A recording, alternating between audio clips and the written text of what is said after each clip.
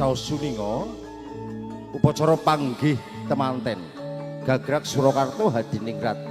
Kusumaning Ayu Susi Susanti Karena Bagus Prasetyo Bayu Aji tumuli badhe katindakaken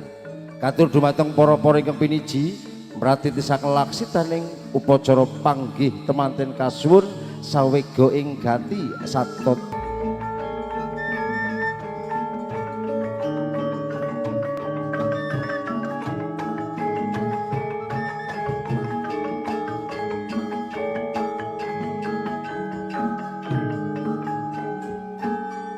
nampi sasmita bilih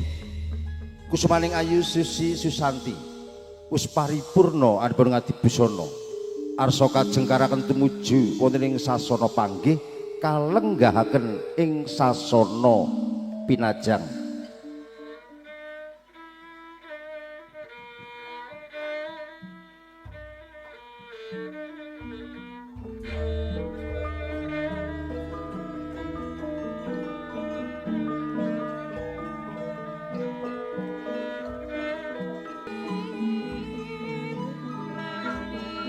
manjing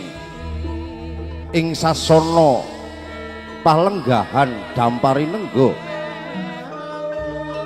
Kusumaning Ayu Susi Susanti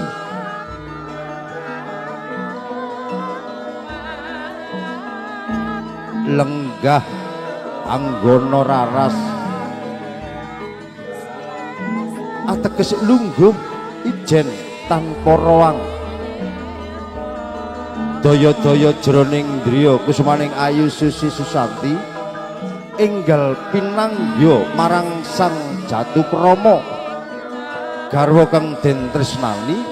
Bagus Prasetyo Bayu Aji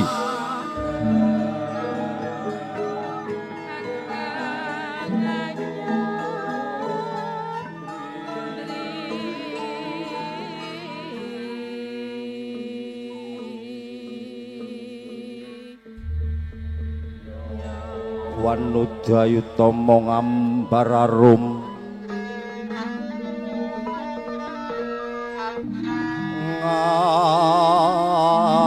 ngambararum kang kusuma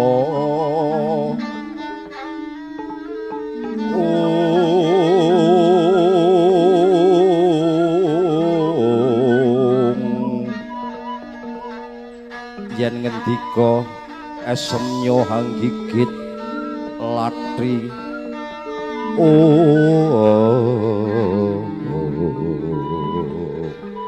nampi sasmita bilih Baraya Agung kadang besan kirasih keluarga Bapak Imam Santoso Ibu Rilah Rahayu saking Gang Sindoro Gombong Kebumen sampun kepareng rawuh arsa nglarepaken ingkang putra jalu Bagus Prasetyo Bayu Aji rawuhipun pangombyong temanten kakung dipun pandegani dening jejering Sang Suba Manggala Ki Hengki Fernando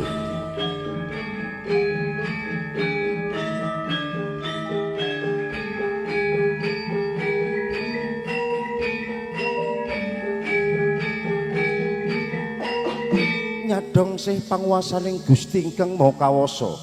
Maha Asih Allah Subhanahu wa taala Sang Suba Manggala arsa nglarapaken temanten kakung Bagus Prasetyo Bayu Aji manjing ing sasana panggih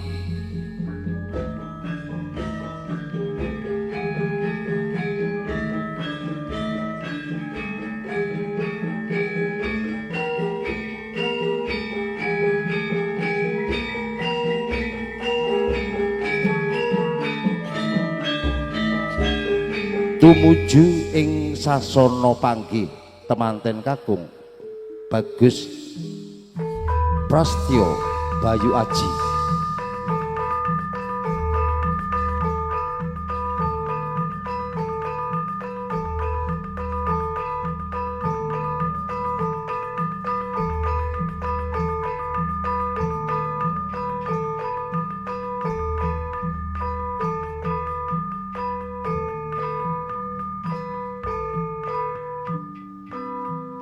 lumaksana tumuju ing sasana panggih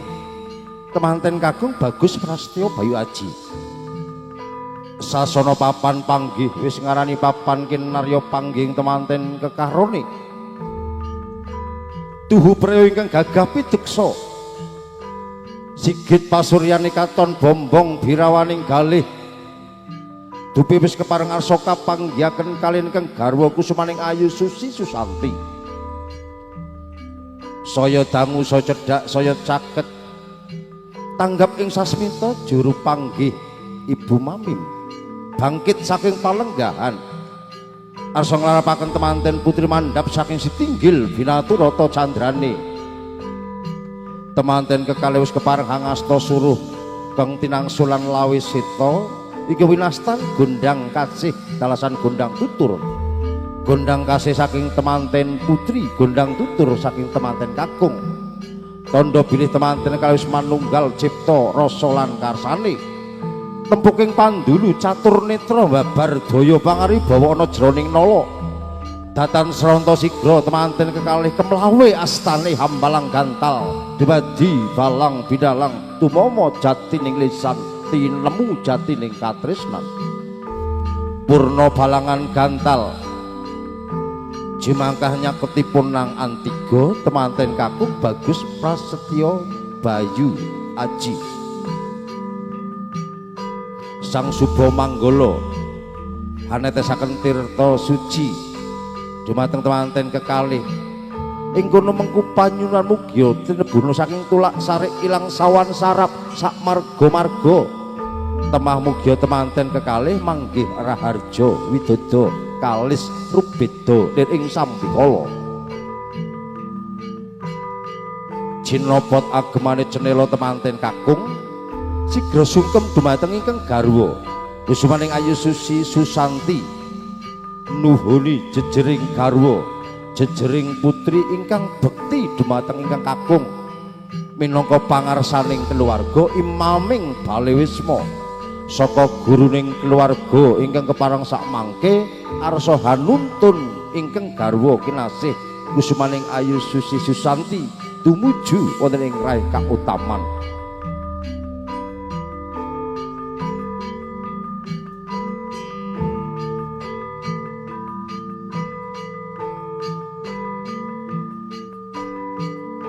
Jumangkah Bagus Prasetyo Bayu Aji ponang Antiga tumuli pinidak dening temanten kakung pecah padha saknalika minangka panebusing upacara wiji dadi pecahing Antiga nyawiji warna kuning lan pethak tandha wis manunggal wijining kakung lan putri babar tumangkar tedhak turun putra wayah kinarya nglajengaken sejarah. Tumulihang ranu podo, ranu banyu, podo suku.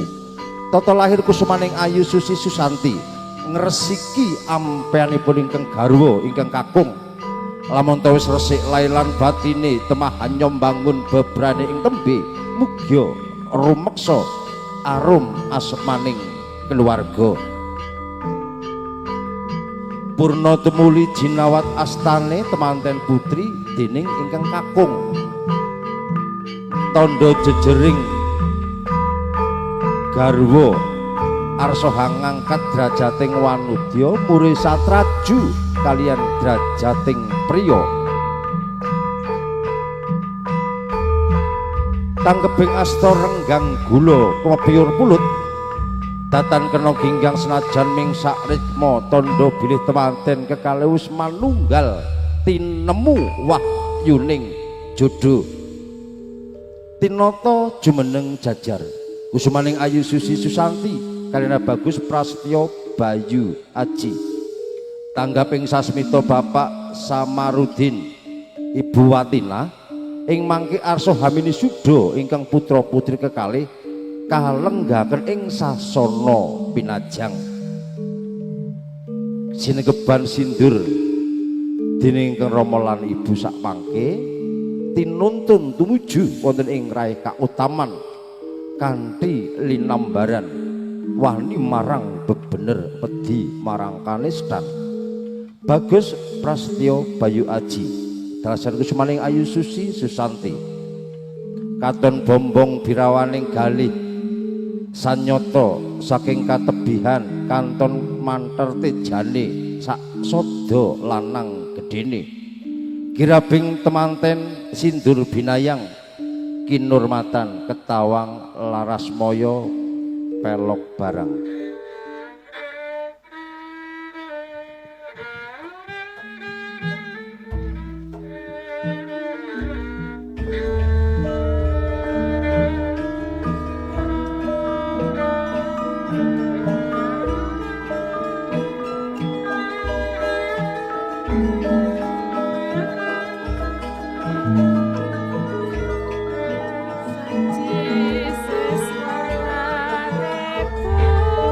lon-lonan tumuju ing sasana panenggahan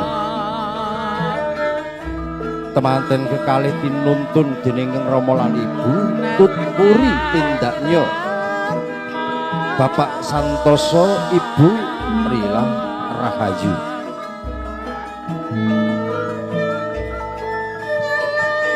kanthi sinekeban sindur temanten kekalih muga gesangipun kang putra putri kekalih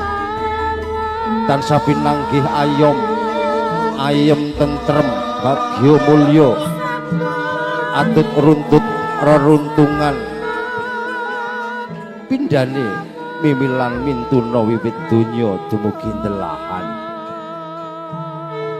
wis dumugi unjang kang tinuju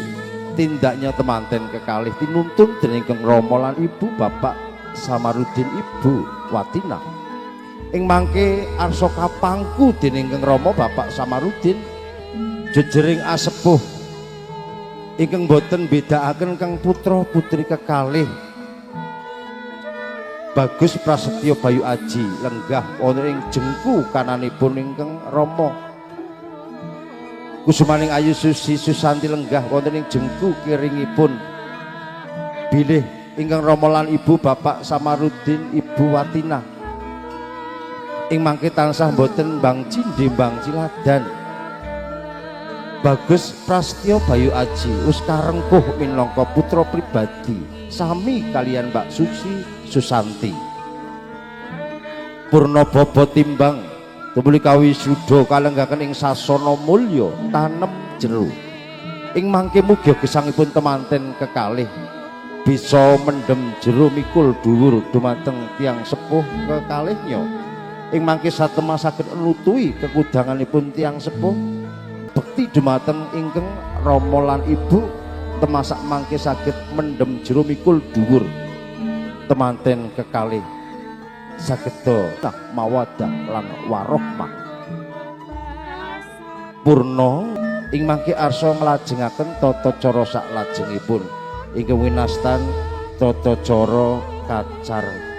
kucur kawiwitan sak mangke kanthi ngunjuk rujak degan kawiwitan bayipun Bapak Samarudin iki kalajengaken Ibu Watina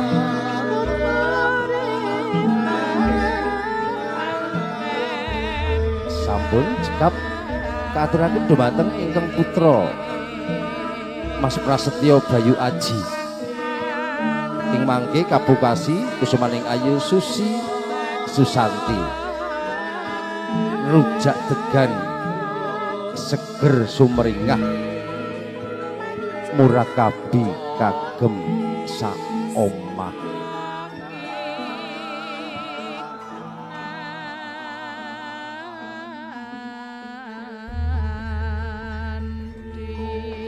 yaning kalaga kadilangit mambang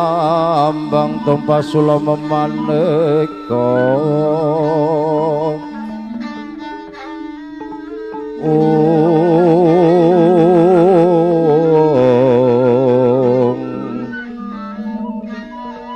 lintang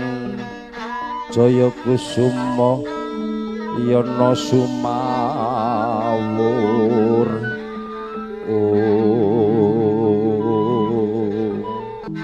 kacar kucur ingkang ginambaraken wujud beras jene arta receh kacang kawak deli kawak cinampur sekar Sri Taman. Bagus Prastyo Bayu Aji minangka pangarsaning keluarga imaming Balewisma ingkang kepareng wajib paring guna kaya nafkah lahir lan batin dumateng ingkang garwa kinasih Kusumaning Ayu Susi Susanti. Berajine arta receh mugia gesangipun temanten kekalih tansah kacekapan dana boga lan wastra. Kajang kawak deli kawak mugia temanten kekalih tansah sinuyudan dening keluarga. Sawusnya tinampi dening ingkang garwa Kusumaning Ayu Susi Susanti. Datan wonten ingkang cijer senajan ming sakwiji tandha jejering garwa Mbak Susi Susanti, garwa ingkang bekti, gemi, nastiti surti lan ngati-ati. Bekti dumateng ingkang garwa namung nampi wiji winih saking ingkang garwa sajuga. Sawusnya nampi peparingipun saking ingkang garwa tumuli kaping susungaken dumateng ingkang Ibu Watinah. Ing mangke mugia wujud kacar kucur hamberkahi dadosaken rejeki ingkang tansah hamba nyumili tumrap temanten kekalih. Purna tata cara kacar kucur tumuli kalajengaken tata cara dahar klimah wonten adat Surakarta Hadiningrat. Dahar klimah samangke temanten kekalih arsa dulang dinulangan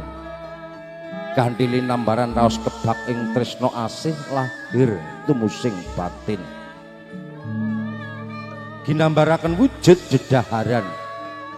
ingkang raosipun mawarni-warni. Daharanipun wonten raos asin, wonten raosipun pedes, raos gurih, manis. Kepara nggih wonten raos pahitipun. Mengku panyuwunan bilih temanten kekalih mugia kersa ngraosaken sesarengan ngembat ruwet rentenging gesang bebrayan bareng marang wong kang den tresnani. Jer kekalihnya sampun prasetya arsa gesang tembayatan tumuju wonten ing Balewisma.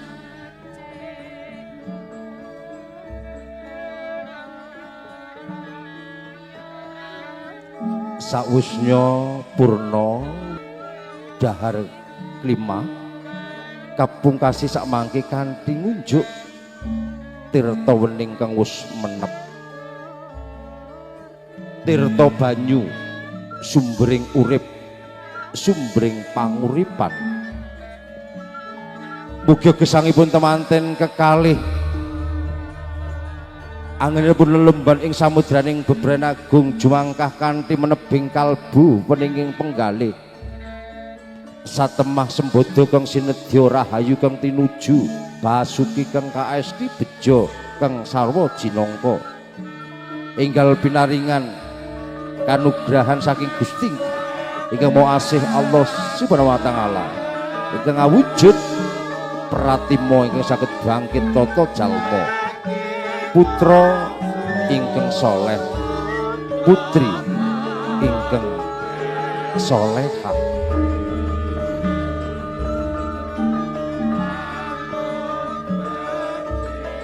Nyebrak ingkung ing kono ugi mengku panyuwunan bilih temanten kekalih ingkang tansah anggayuh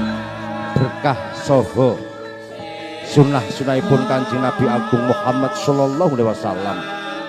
kanthi nyebrak ingkung mugia kanugrahan ingkang ageng tansah tinampi dening kang putra putri kekalih. Sawusnya purna dumuli samangke temanten kekalih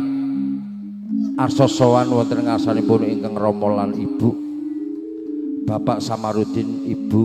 Watinah.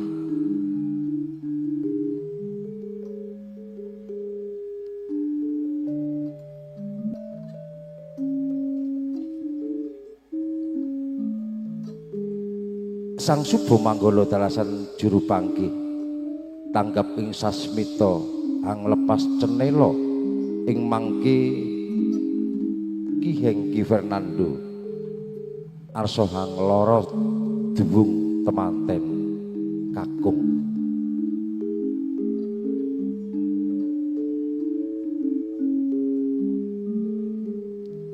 bangkit saking palenggahan temanten kekalih arsa sungkem dumateng ingkang rama lan ibu kusumaning Ayu Susi Susanti kalina Bagus Prasetyo Bayu Aji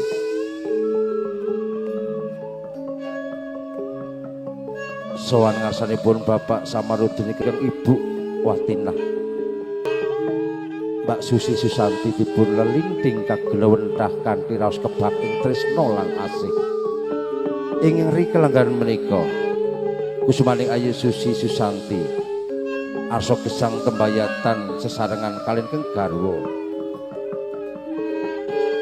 Bagus Prasetyo Bayu Aji sigra tumungkul hamari kenuyayah konjeming Bantala wadanane temanten kekalih sumembah ing jengku kanan keng rama lan ibu daya-daya kusumaning Ayu Susi Susanti kalina Bagus Prasetyo Bayu Aji amung nyuwun tambahing donga lan pangestu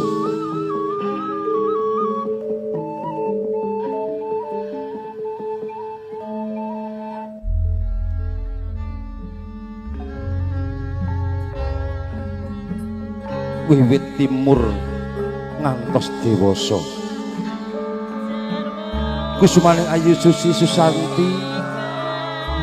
dipun lelinding kanthi raos kebak ing tresna asih dening ingkang Ibu Watinah Bapak Samarudin murid ginadang gadang ingkang putri dados Waludya kang utama putri ingkang tansah bekti dumateng ingkang rama lan ibu bekti dumateng ingkang garwa kusumaning Ayu Susi Susanti arsa gesang tembayatan kaliyan Bagus Prasetyo Bayu Aji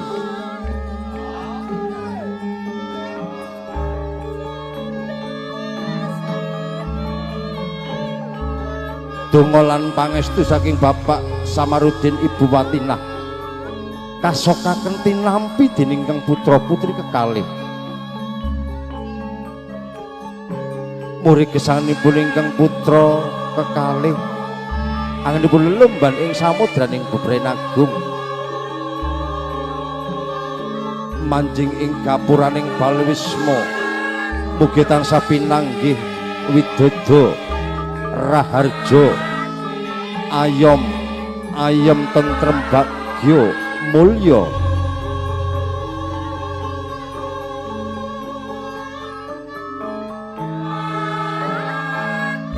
bombong birawaning galih temanten kekalihnya sawusnya nampi donga lan pangestu saking kang rama lan ibu Bapak Samarudin Ibu Watinah legeg jroning galih Bapak Samarudin Ibu Watinah dupi wis prisa bilingkeng putri kinasih kusumaning Ayu Susi Susanti wis uwal saking kagelawenthahipun ingkang rama lan ibu Bapak Samarudin Ibu Watinah ing mangke wis kawengku dening kakung Bagus Prasetyo Bayu Aji purna sowan ngarsanipun Bapak Samarudin Ibu Watinah tumuli bangkit saking palenggahan sowan wonten ngarsanipun Bapak Sang Imam Santoso Ibu Rilah Rahayu ingkang sampun kepareng ugi hanggulawenthah ingkang putra kinasih Bagus Prasetyo Bayu Aji tindaknya temanten kekalih repepeh pindho soto makarangan Bagus Prasetyo Bayu Aji nyuwun donga lan pangestu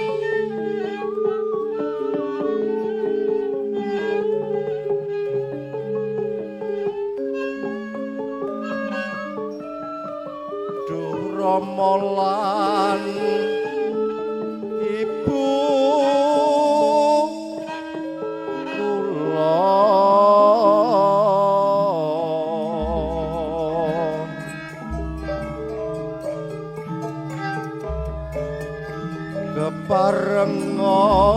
kula asung pangabekti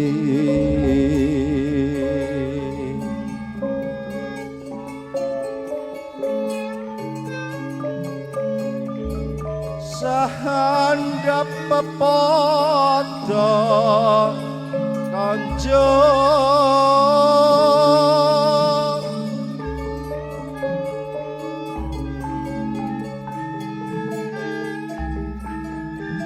lan nyadong pangestunya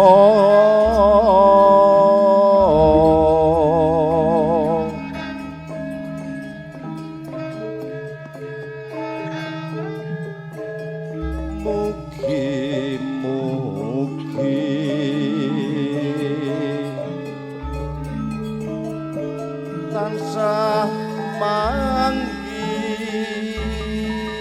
ora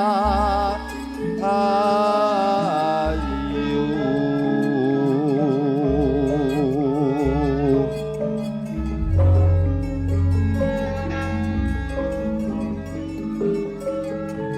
anggen kula palakrama